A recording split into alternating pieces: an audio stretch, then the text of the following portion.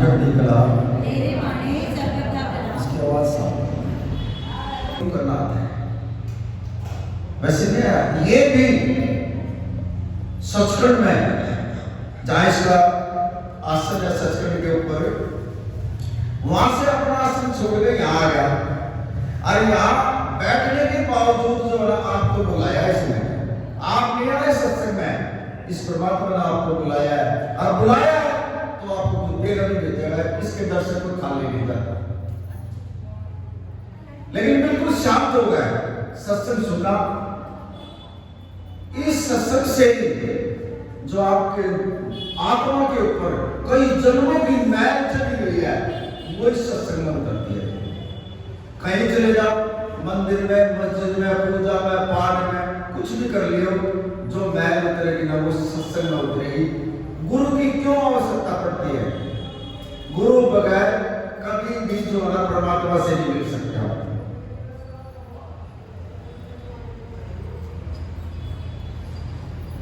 और हम कितने भी तीर्थ कर ले, वहां से भी शरीर सिद्ध होगा हमारा। तीर्थ गुरु नानक देव जी ने तो तीर्थ उसको कहा है नाम को।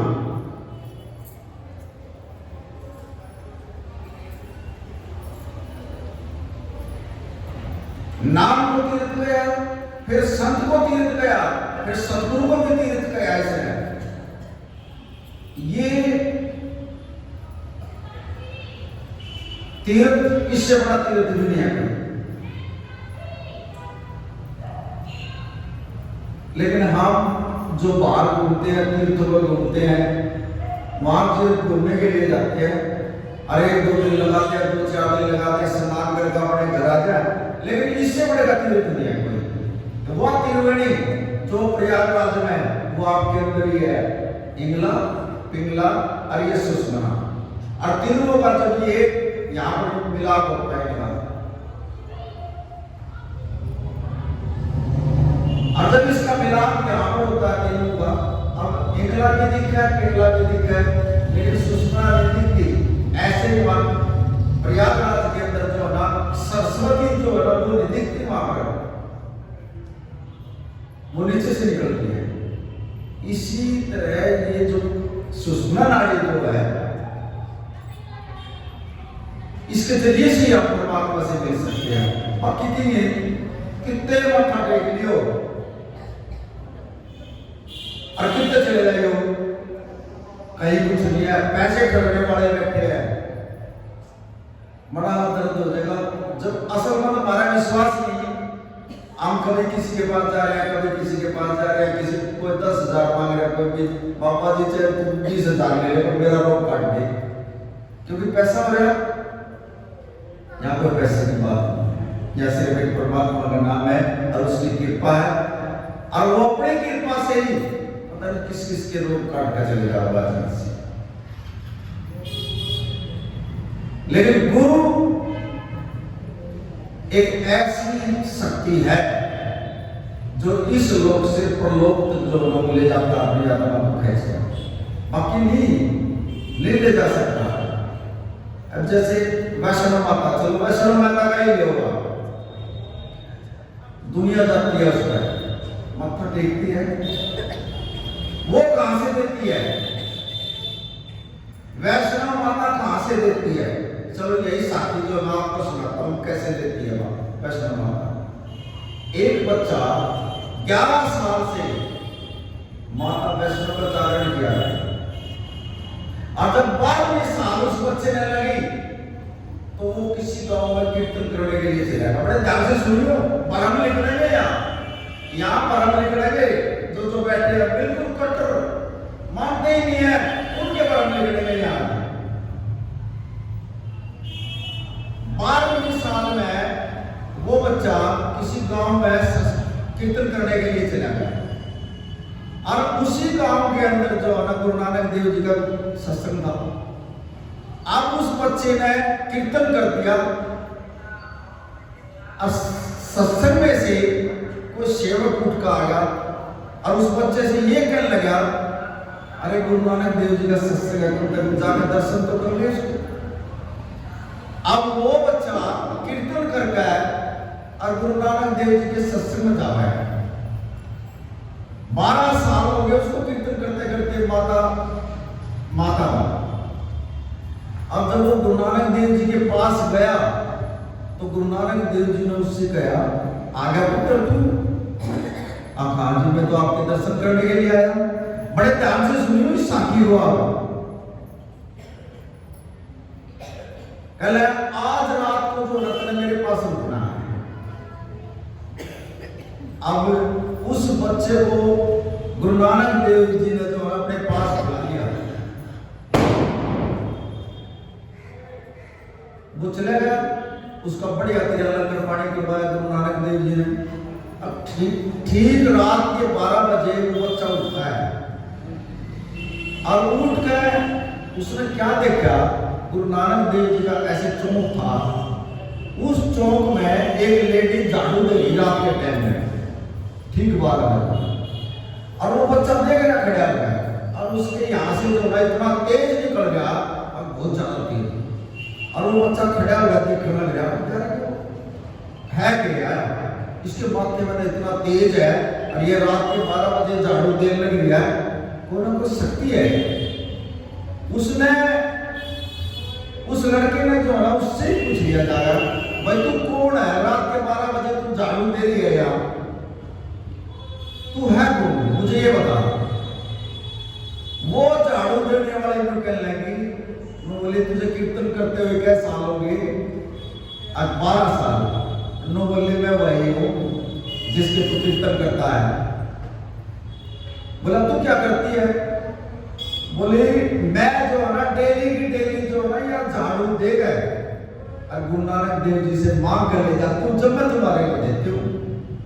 माता वैष्णो की बात नहीं, माता वैष्णो को बोले मैं रात को ठीक 12 बजे याद आती हूँ और यहाँ इसके आंगन में झाड़ू देकर जब मैं जो है ना महाराज जी से मांग कर ले जाती हूँ, जब मैं पब्लिक को देती हूँ। मेरे में इतनी समझ नहीं, ये पूर्ण परमात्मा है। और वो बोले मेरे किसी को पता नहीं कितनी शक्ति यहाँ झाड़ू दे लग रही है, खाली तना मेरे दर्शन हो रही है, पता नहीं कितनी शक्ति जो है यहाँ झाड़ू दे लग रही है। हम जो भी कुछ लेते हैं ना यहाँ से लेते हैं, जब हम पब्लिक को देते हैं। वो लड़का कह लेगा मेरे को भी दे दे, जब तू बांट रही है इस पर गुरु नानक देव जी से लेकर तू मेरे को भी दे दे। बोले जाने वाले मैं ये तेरे को याद आ गई, तेरे मेरे 12 साल कीर्तन करे है और मैंने जो ना तेरा धक्का मार दिया, चल गुरु नानक देव जी के पास चलना। बोले फिर मेरे को और कुछ तो दे दे। जब वैष्णो माता ने जो है आशीर्वाद दे दिया, बोले जा तेरे को आज के बाद तेरे को तो गुरु नानक देव जी मिले, वो लेना सीधा। और गुरु नानक देव जी ने तो उसके बाद जो है फिर अपनी गलती की जो है उस बच्चे को दे दी।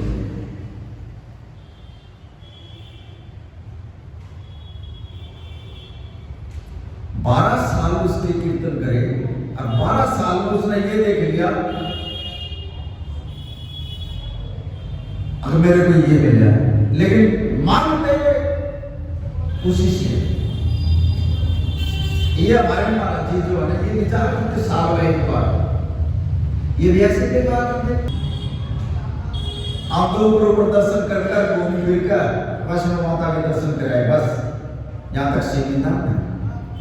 लेकिन असली जो शक्ति है ना वो नीचे है चलने की। हमारे महाराज जी ने बताइए, हमारे को मेरा नहीं था, लेकिन ये तो चाह कहते इसको उठाओ भाई, इसको उठाओ यहाँ से, इसके नीचे है। और जब वो देखा तो उनके चरण जो है नीचे है, वो है हम नहीं सकते। हम तो जो है ना एक के पीछे एक है। ये हमारे गांव चुनकाने में लगा, हम लोग में लगा कैसे? कृष्ण जी महाराज से अगर मिलना चाहो तो मिलेगा कैसे? वो भी गुरु के जरिए से मिल सकता है, यही मिला सकता है, गुरु ही मिला सकता है। अगर हम डायरेक्ट उससे मिलना चाहोगे, हमने तो रास्ते का ही नहीं दिया उसके का। और जब तक किसी को रास्ते का नहीं पता होता तो वो पहुंच कैसे जाएगा वहां? पता है उसके 2013 ये जो यहाँ बैठे है कितनी परमात्मा ने आत्माएं बुला रखी है और तू भी बैठी है। इस परमात्मा के द्वार के आकर जो है सबसे पहले दुख पति में बैठे हैं, दुख बैठे हैं पैरे के ऊपर, सच में क्या करें। अब जब परमात्मा की तरफ आओगा तो दुख आएंगे, जब भी हम परमात्मा की तरफ कदम रखेंगे तो दुख आएंगे। कोई नहीं सोचे मैं सुखी का परमात्मा ने मिलेगा, नहीं मिल सकता, दुख आएंगे। किसने नहीं आए और कौन से संत ने नहीं आए, अपने शरीर तक दे दिए परमात्मा का, अपने शरीर को कुर्बान कर गए। और हमारा तो बड़ा दुख आ जाए, हम तो गुरुदेव भी टूट कर खड़े हो जाए। दूसरा क्रोध, वो उसके कति दरवाजे में लट लेगा खड़ा। जब भी आप परमात्मा की तरफ जाओगे क्रोध आ जाएगा हमारे अंदर। तीसरा ईर्ष्या, इच्छा और भरम, ये खड़े हैं वहां पर। जब भी आप परमात्मा की तरफ लगाओगे हमारे अंदर इच्छा इतनी पैदा हो जाएगी, ये है वो है, भरम पैदा कर देगा वो। और चल खड़े होना, इतनी गहरी खाइयां हैं और उस तक जो हमें मिलना बहुत मुश्किल है। लेकिन जिसके पास मुर्शिद है, उसका पति है, वो ले जाएगा, उसको पार ले जाएगा। अब अपने आप में सोचो यार तो जेट्स है, सिर्फ एक ही है परमात्मा, न सब नार है उसमें। वहां कोई जेट्स का उसका नहीं, वहां तो सिर्फ आत्मा की बात होती है, आत्मा से सवाल जवाब होते हैं उस परमात्मा से।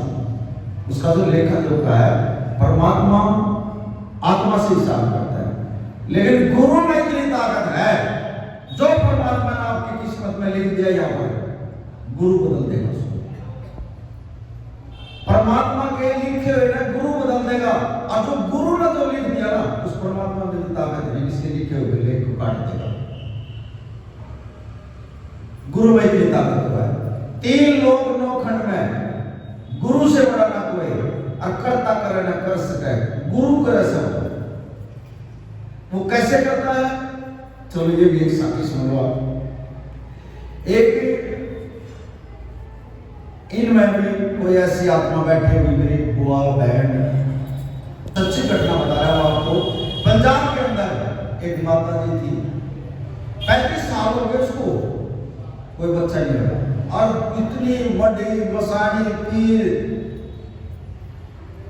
भगत सब कुछ देख लिया उसने, जहां भी वो जाती।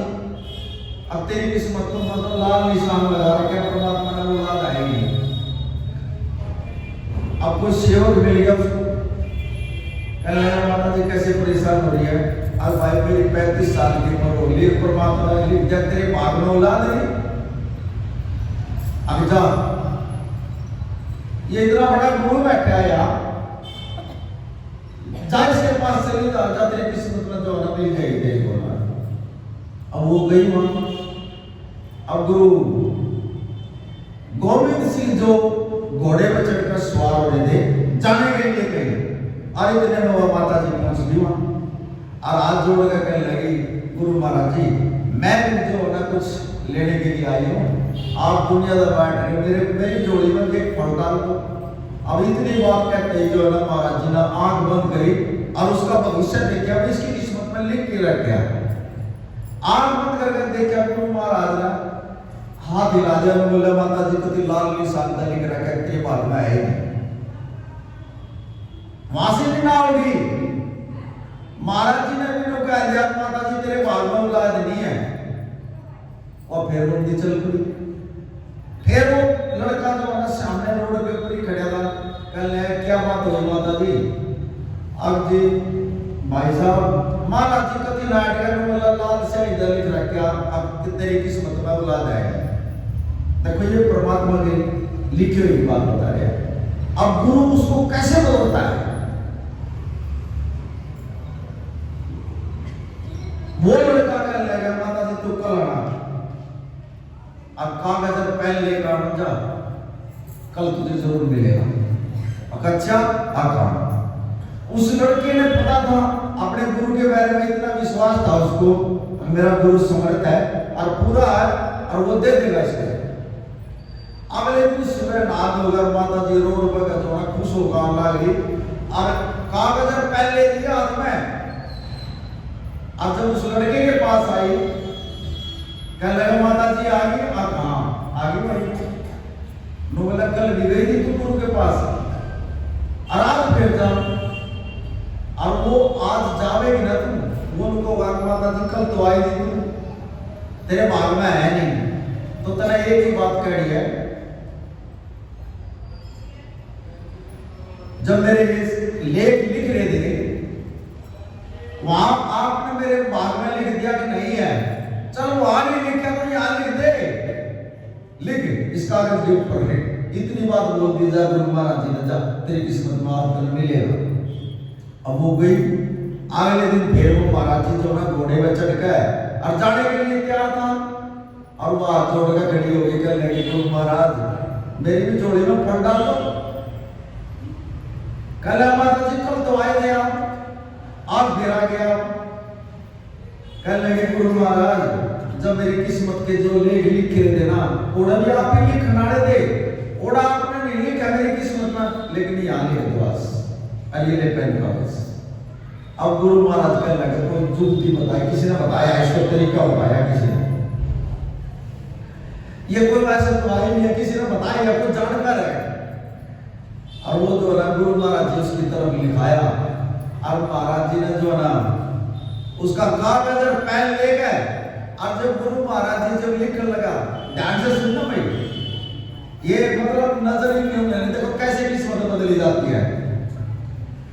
अब जब गुरु जब लिखने लगे ना उस कागज पे, उन्होंने उस घोड़े का भी अरदास लगा दी, भाई तू भी तो इसका घोड़ा, तू भी मेरी मदद कर दे।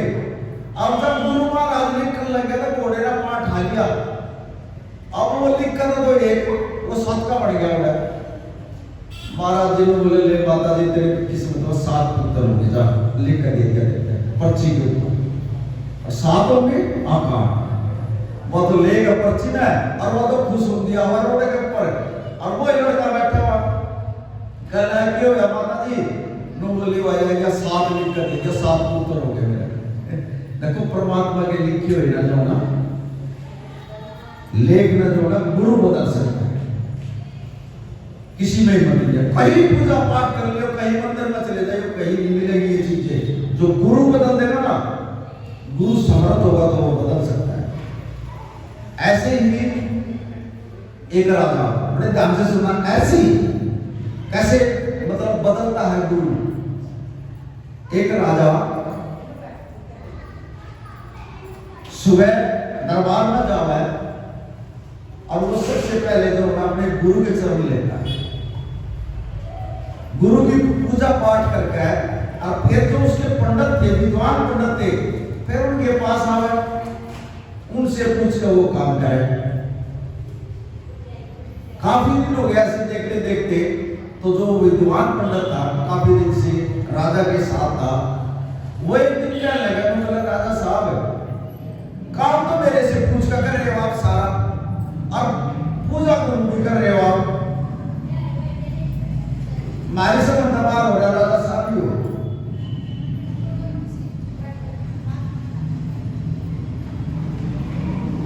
भाई आवाज निकली कर दिया। पंडित जी बहुत विद्वान पंडित था, कहने लगा राजा साहब आप रोज हमारे से पूछ का काम करते हो, पूजा को भी करते हो, इसका मतलब समझा देना। अब अगले दिन कहने लगा राजा, बोले इस बात का जवाब तो मैं कल दूंगा। अब राजा ने जो है एक डब्बी के अंदर एक हीरा रख दिया, और जब वो अपने उसमें आया तो राजा ने सबसे पहले जो उस पंडित जी से सवाल कर दिया,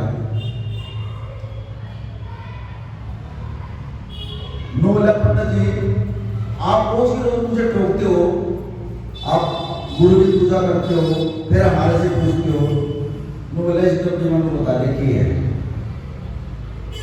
अब पंडित जी विद्वान था, उस पंडित जी ने अपनी पूरी विद्या लगा गए उसको ये कह दिया अब इसके अंदर जो है हीरा है। राजा को कह दिया कि ये हीरा इसके अंदर, अब रखने वाला तो राजा है। अब राजा ने सोची यार ये तो गुरु का जो होना नीचा पड़ने वाली बात होगी, इसमें तो बच्चा भी हीरा रख गया। अब फिर वो राजा जो है गुरु से पूछता है, कहने लगे गुरु महाराज जी आप भी बता दो कि क्या इसमें।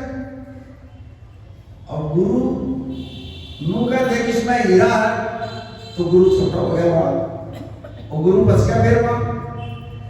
लेकिन गुरु ने ये सोचकर भाई इसका तो कुछ ना कुछ करना पड़ेगा। अब गुरु बार बार कह रहे राजा साहब महाराज जी आप ही बोलो इसमें क्या है, इसको भी ना बताओ, यह सब बैठी हुई है। अब गुरु के मुख से निकल गया, कहने लगे राजा साहब इस डब्बे के अंदर जो सांप है। अब राजा फिर तो नहीं जवाब पड़ गया, अरे मां तो इसमें हीरा रखा था और गुरु महाराज तो झूठे हो जाएगा और पंडित जी जो है सच्चा हो जाएगा। अब पंडित जी को खोल दी डब्बी ने, खोल कर दिखा सब कैसे आ गई। अब राजा तो जोड़ा सब मेरे पड़ गया, बोले यार ये तो अच्छी बात है, इसमें मैंने रखा तो हीरा है और गुरु महाराज जी तो है इसमें सांप है, ये तो झूठा हो गया गुरु है। अब गुरु ने भी कह दिया तो मेरा राजा साहब खोल दे इस डब्बी ने। तो राजा ने जब वो डब्बी खोली तो उसके अंदर सांप ही गया। अब वो पंडित जी कहने लगे राजा साहब मैं कितने दिन हो आप किया कर रहा हूं, हाँ तो मेरी निंदा फैली हुई, आज कैसे क्या चमत्कार हो गया है बताओ मुझे। वहां को समझाता है, बोला पंडित जी पंडित जो है ना लिख सकता है, लिख सकता है पंडित, और जो गुरु होगा ना वो लिखे हुए को बदल सकता है। आज आप आए हो ना या सत्संग आए हो ना, आपको जो थोड़े दुख के जो कर्म है ना वो भी सीधे हो जाएंगे। कैसे होंगे? आपका जो सत्संग की तरफ मुंह हो गया और आप संगत में बैठ गए और संगत में बैठ गए तो आपके जो पता नहीं किस चीज के दुख कट जाएंगे। और वो कैसे पता लगेगा? गुरु गोविंद सिंह से सवाल कर दिया इस सेवक ने, बोला महाराज जी संगत में बैठने से कैसे कर्म करते हैं, कैसे भाग्य बदलते हैं? बोला ऑफिस में एक स्टैंप होती है जो कागज के ऊपर मारते हैं, अगर उसको हाथ में लेकर कोई पढ़ देगा उसने वो पढ़ेगी जाओगी, लेकिन जब वो कागज पर जब वो स्टैंप लग जाती है जब वो पढ़ी जाती है। ऐसे ही सत्संग आने से संगत में बैठने से और जब यहाँ मत्था टेकता आदमी गुरु के आगे उसकी जो किस्मत के जो लेख है वो भी बदल जाते हैं। यह गुरु की दान।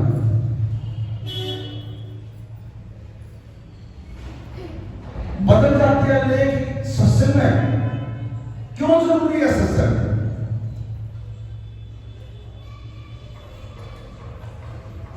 चलो एक साथी और सुनाते हैं।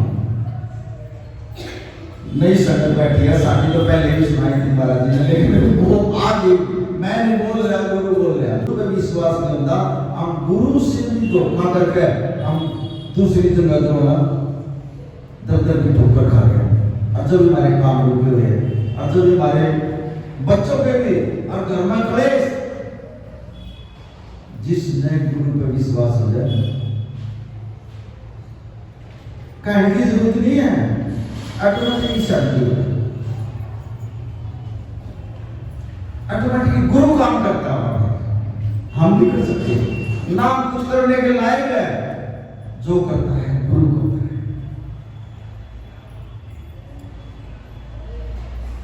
और गुरु ही जो ना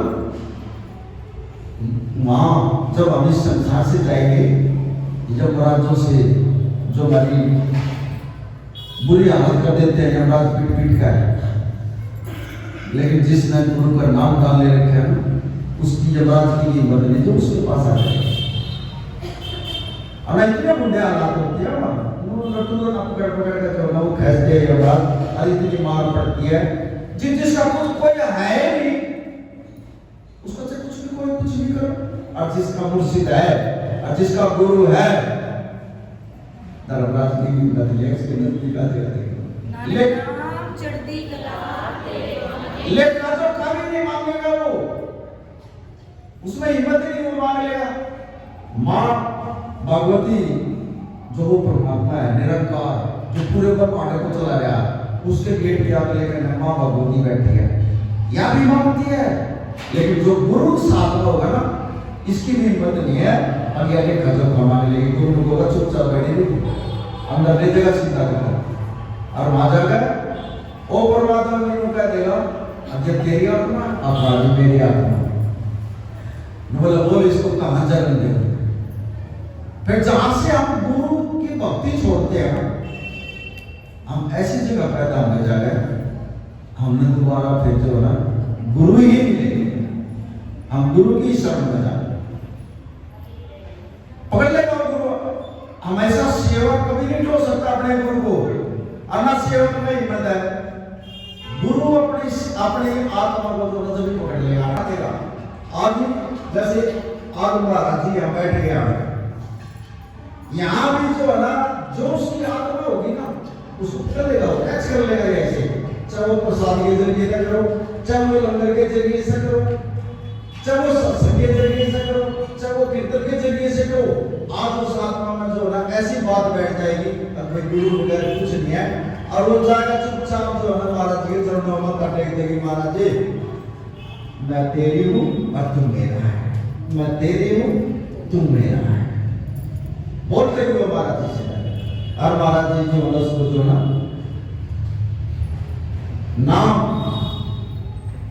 नाम देकर उसका जन्म लोग दोनों सुना दिया नाम की ताकत इतनी है नाम के बगैर बेटा पार नहीं होगा कभी दिन रात पूजा पाठ कर लिया से समय नहीं है पूजा पाठ का ये कलयुग का ऐसा समय है इतना पूजा पाठ करेंगे तो कई बार जो ना हमारे परिवार कर देगा लेकिन जो भी जीव मुंह से नाम जो जपेगा वही बात सकता है बाकी नहीं और जिसने अमृत वेला संभाल लिया सुबह का टाइम है बहुत मुश्किल है वो टाइम जाता है किसी का ये सारे सोनिया बैठे हैं कि दो चार आत्मा बैठी हैं और जब इस शरीर में दुख हो रहे हैं अगर किसी का 10 साल का भी रोग है ना और सुबह अमृत वेले में बैठ कर सिर्फ यही तो कहना मेरा शरीर स्वस्थ मेरा शरीर स्वस्थ ये परमात्मा में तेरी आत्मा ये बोलना बस बैठ कर अगर उसका 10 साल का रोग है 10 दिन में खत्म हो जाएगा दवाई खाने की जरूरत नहीं है ये मेडिसिन है करके देखो सुबह अमृत वेले में बैठ कर इतनी मतलब कृपा रहमत बरसती है सुबह के टाइम में अकाचा से दुख खत्म हो जाते हैं इंसान के लेकिन हमारे को उठा ही नहीं जाता और वो उठाता भी है परमात्मा बड़े का नूर खा गया अरे अभी तो 2 ही बजे हैं और सो लिया थोड़ा फिर सो गया और वो समय निकलने के बाद 6 बजे के बाद 7 बजे जो ना फिर उठेंगे काम होगा इतना उसका टाइम नहीं हो गया जब तक बच्चा टाइम पे स्कूल में नहीं जाओगा उसकी हाजिरी नहीं लगेगी वो पेपर कैसे दे देगा फिर निश्चित है टाइम पे उठना 3:35 से 4 और टाइम भी करीब दे रखा हमारा जो है 3:35 से 4 बजे के बीच में अगर कोई 5 मिनट भी बैठ है अगर नाम एक उद्धव भी हम नहीं कहते भाई हमारे महाराज जी का नाम ले तो राम राम बोल लो कृष्ण कृष्ण बोल लो कुछ तो बोलो अपने मुंह से जब भी थारी हाजिरी जो ना परमात्मा के घर में जाए अब फिर जो तुम आपको मेरे देता 5-10 बच्चों ना राम आज तक इतने नाम ले आते बैठे हैं इनको भी अलाइन नहीं मिली है जो आज महाराज जी बोल रहे हैं जब नाम ले बैठो 5-10 बच्चों ना नाम ले गए अब इस मन को अपनी दिशा दो और जब तक इसको दिशा नहीं दे लेंगे जगह जाओ नाम सारी जिंदगी बैठ कर इसको इस मन को दिशा देनी जरूर है। और वो दिशा कैसे दी जाए? आपने 10 वर्ष छोड़ा महाराज जी का नाम बोल दिया, नानक नाम बोल दिया, प्रवनासी बोल दिया, बीच में एक लाइन बोली, 2 लाइन नहीं बोलनी है, एक ही लाइन बोल लिया भाई मेरे एक गुरु महाराज मेरे शरीर में थोड़ी जो मैया दिक्कत है, बस इतना बोलना, दूसरी लाइन नहीं कहनी। एक दिन में एक लाइन में दिशा दे दो इस मन को, परमात्मा की तरफ दिशा जाके मन की तो ये ठीक चलेगा। और जो संसार की तरफ कोई हमें मांग लिया महाराज जी मुझे माया की जरूरत है, मुझे माया दो, नाम तो बैठे हैं, वो गलत हो जाएगा।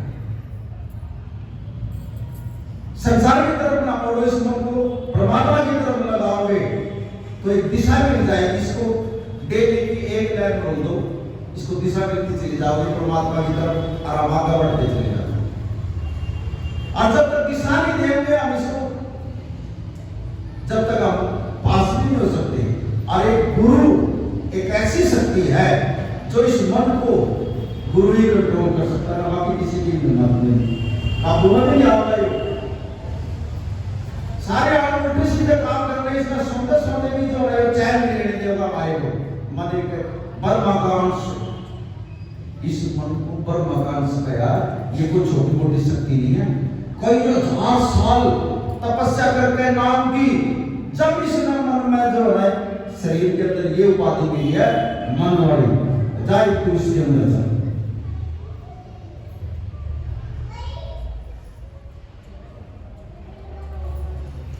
मन आत्मा दोनों शरीर के अंदर, लेकिन आत्मा की तो बात हो ही नहीं रही, बात सारी मन की हो रही है। इच्छा इतनी बड़ी थी इंसान की, परमात्मा दे गया, समझ नहीं है, सिद्धक नहीं है। अरे इतना देर लग गया वो तो शांति रखो। चलो सिद्धक वाली बात ले लेंगे। एक हमारा बच्चा बोला राम हमारे लगे हम यहाँ चलाकी नहीं चलती,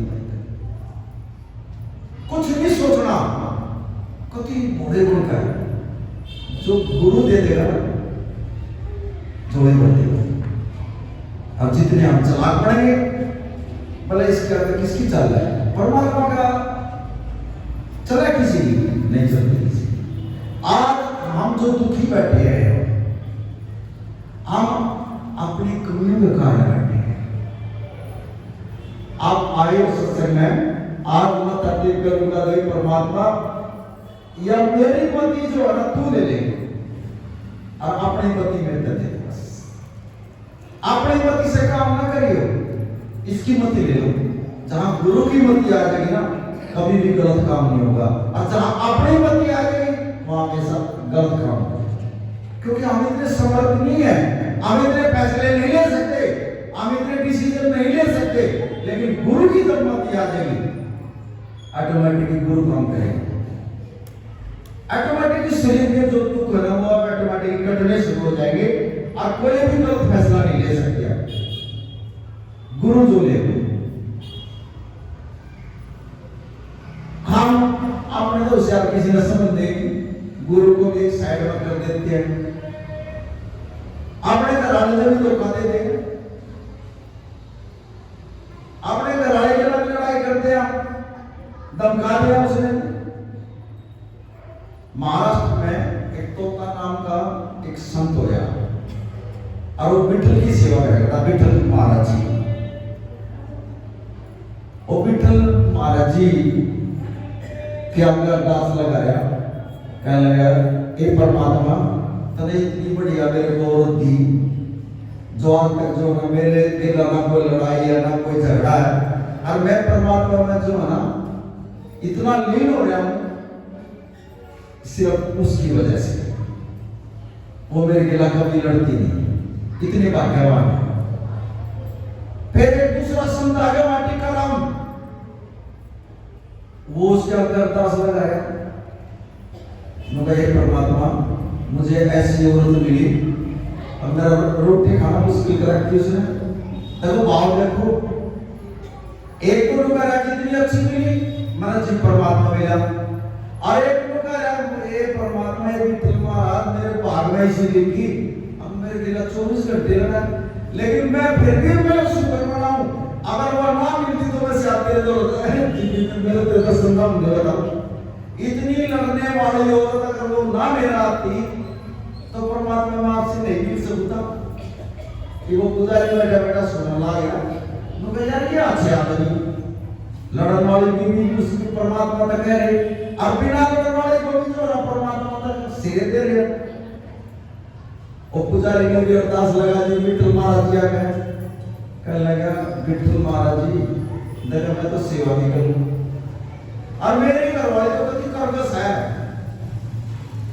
इतनी लड़ाई करा मेरी बेला, इतनी लड़ाई करा, मेरा घर नौकरी का भी चोर हो गया महाराज जी, विठल महाराज जी, लेकिन मैं नो शुक्र मनाऊं, इतनी लड़ाई करने के बावजूद मैं तेरी पूजा पाठ कर रहा हूं, मैं तेरी सेवा कर रहा हूं, दोनों टाइम की।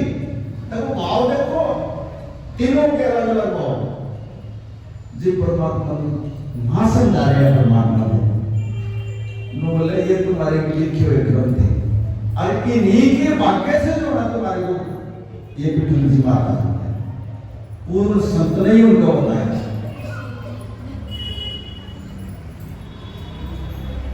ये जो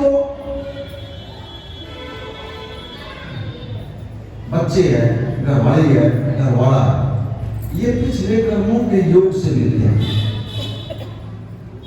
आज किसी की घरवाले की घरवाले से नहीं बनती तो पिछले जन्म में जो है उसकी वो पिछले घर में जो है तगड़े घर में थी और घरवाला गरीबी में था, उसने उसकी बात नहीं मानी, लेकिन इस घर ये दोबारा तो जन्म गया, अब वो उसकी बात नहीं मान रहे, ये क्लेश। ऐसे ही बच्चे हैं, वो बच्चा कहां से आया? पिछले जन्म के हिसाब से। अब परमात्मा ने उस घर में पैदा कर दिया, और वो जो है सर्वपण कर गया हुआ माँ बाप क्या करेंगे, वो क्यों नहीं मान रहा माँ बाप की बात? पिछले जन्म में उस माँ ने जो है इतना परेशान कर दिया, उसको इतना परेशान कर दिया, अब बहुत ज्यादा, अब वो उसी घर में पैदा कर दिया, अरे वो ना माना समझना ना माना समझ। ये कर्मों के हिसाब से लिखे हुए लेख है। और अगर ये लेख बदलवाने हैं लिखे हुए, यहाँ जो लिखे हुए देखो दिव्य दृष्टि से देखा जाता है, ये सब कुछ लिखे हुए हैं, लेकिन इसको सिर्फ गुरु ही बदल सकता है, बाकी किसी नहीं बदल। एक परमात्मा के लिखे हुए लेख को गुरु बदल सकता है, बाकी नहीं कोई बदल सकता है।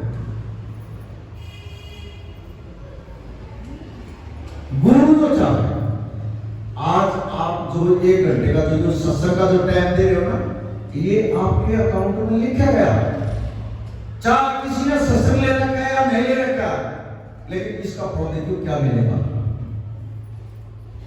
ऐसे ही जो ना, चलो एक साथी और बताता हूं, ऐसे ही एक माता जी थी, एक नजर में कई जन्मों के पाप कर सकते हैं, और कई जन्म के आपके भीतर भी लिखे हुए पड़े हैं। एक होती है अचेतन, एक चेतन अवस्था। अचेतन अवस्था में जो हमारे कई जन्मों के लेख लिखे पड़े हैं, हम घर में ठीक ठाक बैठे हैं, अचानक से बीमार हो गए, वो कहां से आया? वो हमारे अंदर लिखे हुए लेख पड़े हैं, डर नहीं आएगा। घर में बैठे ठीक ठाक चल रहा है, एकदम खर्चा आएगा, वो कहां से आया? वो हमारे अंदर पड़ेगा। हमारी गड्डी रोड पर जाएगा, कोई मार गया, कहां से आया? वो पिछले जन्म के लेख हमारे लिखे हुए पड़े हैं। अगर उनको खत्म करना है, कैसे खत्म होते हैं? जो पिछले जन्म के कई जन्मों के लेख लिखे पड़े हैं। सुबह अमृत वेले में उठकर हे परमात्मा, जाने में अनजाने में, पता नहीं इस जन्म में या पिछले जन्म में मेरे से कोई बुरा व्याह हो, तो ये परमात्मा का माफी मांग, तू मुझे माफ कर।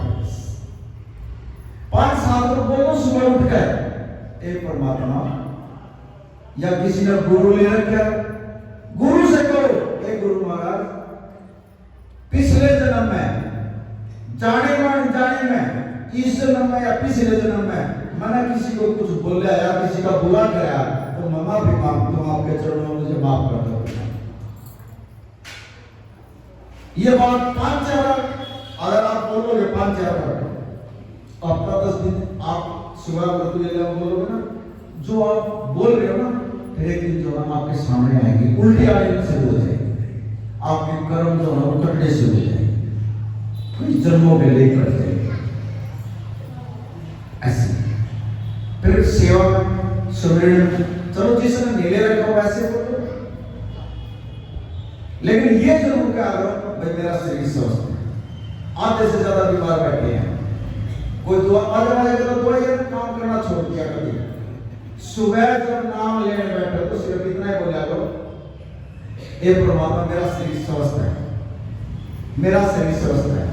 अगर किसी का कोई बच्चा नहीं मान रहा, नू ना कोई मेरा बच्चा हमारी बात नहीं मानता या हमारे साथ झगड़ा करता, सिर्फ ये को हे परमात्मा बच्चे को बढ़िया, मतलब चाहे वो बच्चा सो रहा है वाइब्रेशन भेज दो उसके पास, बढ़िया सोते सोते कभी वो वाइब्रेशन का काम है। घर वाला अगर दारू पिया है, नू ना कोई मेरे घर वाला दारू पिया है, मेरे साथ लड़ा है, मेरे घर वाला बहुत अच्छा है। आज जितना लोगों को मैं तो दारू पी कर मेरे के लड़ा है, मेरे मार है पिता है, वो पहले दिन तो भाभी का फिर वो बोतल पी गाओ, उसकी खोपड़ी खराब हो जाएगी, ज्यादा पिएगा वो। सिर्फ ये बोलो भाई मेरे घर वाला ठीक है, बस मतलब नेगेटिव नहीं बोलना, पॉजिटिव रहना।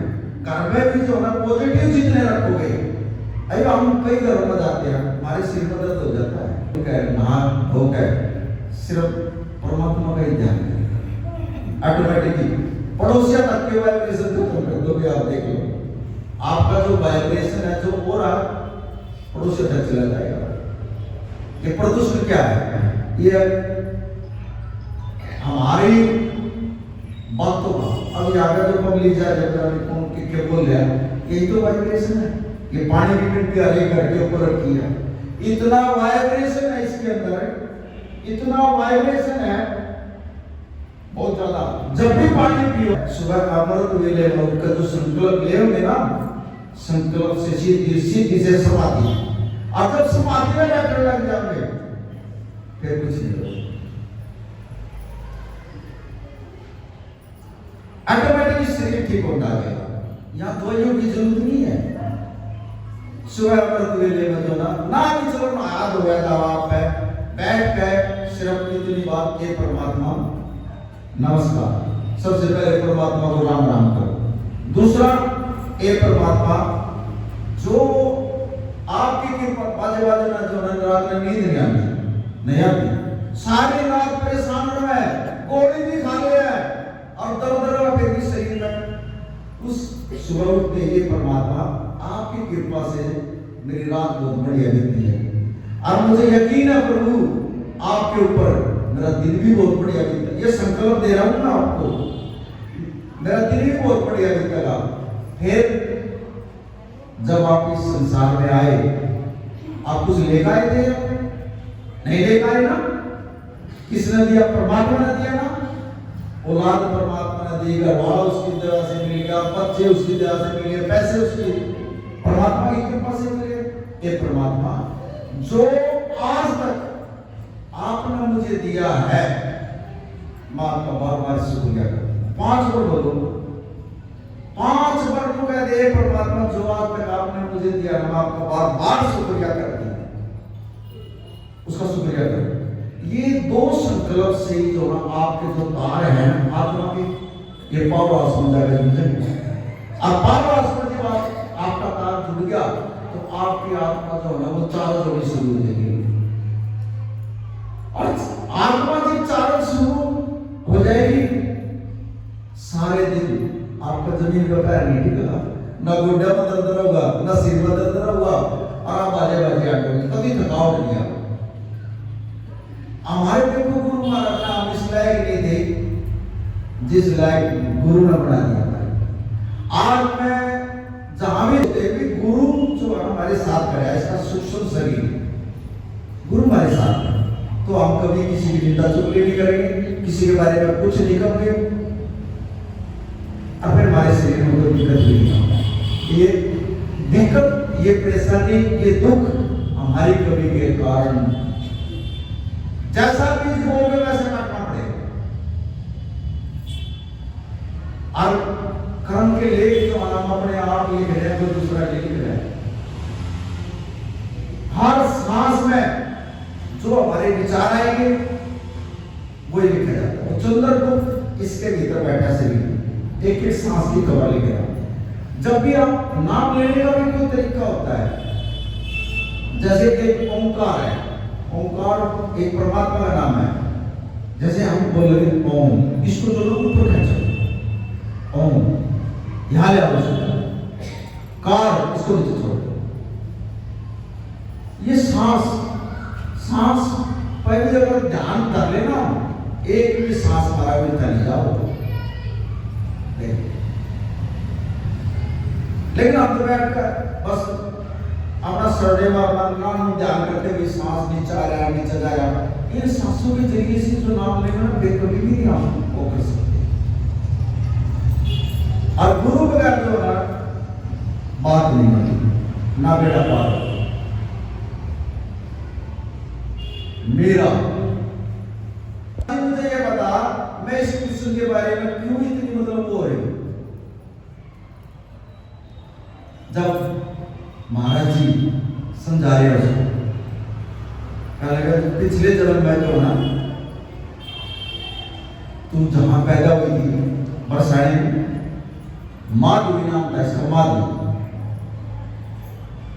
अब इसकी किसी जिस लड़के से इसकी शादी हुई थी वो कृष्ण का यार था, कृष्ण का दोस्त था।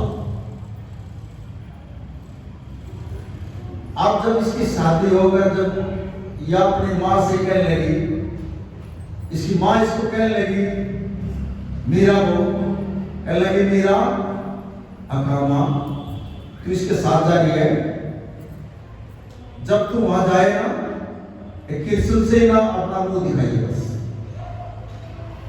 कृष्ण से मुंह नहीं दिखाना था अपना, अल्लाह कर लिया उससे।